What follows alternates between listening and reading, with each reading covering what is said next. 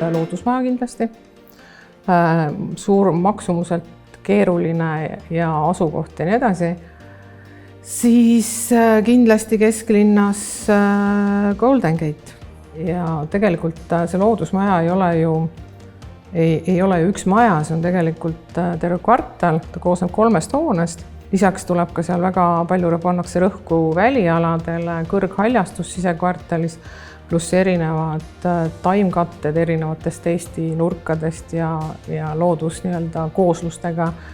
Ja me ehitame ju tegelikult merepinnast allpool, et kõik see teeb selle eriliseks ja ehitaja jaoks päris keeruliseks. Väljakutse on igal juhul vääriline meie meeskonnale ja hästi lühike ehitusaeg tegelikult on 2,5 aastat, et sellega see on omaette väljakutse, aga meie meeskond on selleks valmis, et ehitajale kindlasti väga oluline ka see teha märgilisi objekte ja hiljem öelda ja vaadata, et selle tegin mina.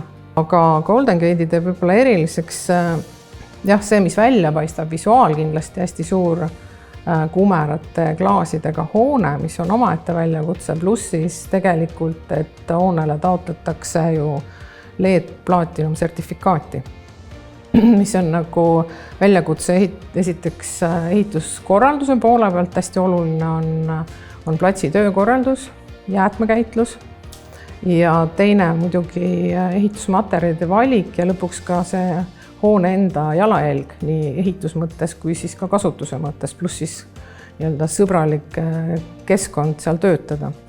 Et kõik see teeb ta tegelikult pigem eriliseks. Pluss muidugi asukohta, et kahe hästi tiheda liiklusega tänava vahel ehitada kitsastes oludes on nagu väljakutse omaette.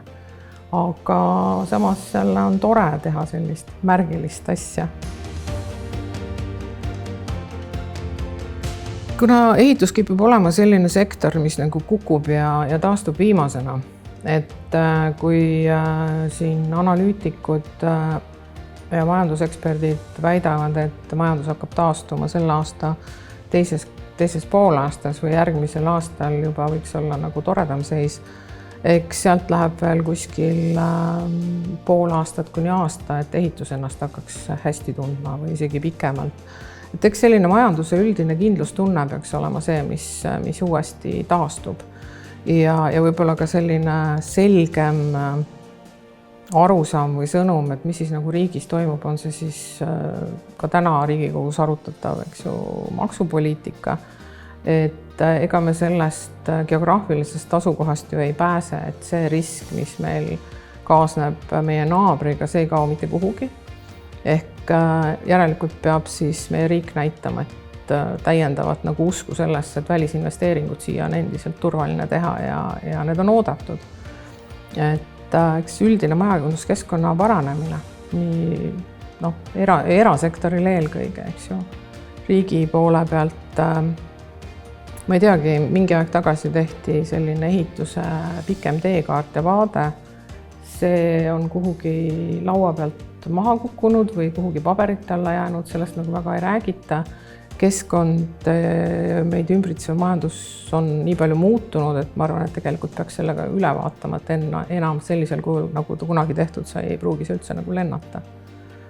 Et ehk see kõik, mis meil ümber majanduses toimub, peaks nagu saama korda või mingi selguse. Me ei ole mingile konkreetsele ehitussegmendile keskendunud. Meie suurus, meie kogemus, meie inimesed. Ehk see peaks olema nagu meie eelis, ja ka tõesti keerulised objektid ja hästi suured objektid, mida võib-olla üks ettevõte erinevatel põhjustel, kas ei suuda või ei taha võtta, siis kontsernina me saame seljad kokku panna ja seda koos kontserni üleselt teha. See peaks olema meie tugevus ja meie 35 aasta pikkune ajalugu peaks ka üht-teist näitama.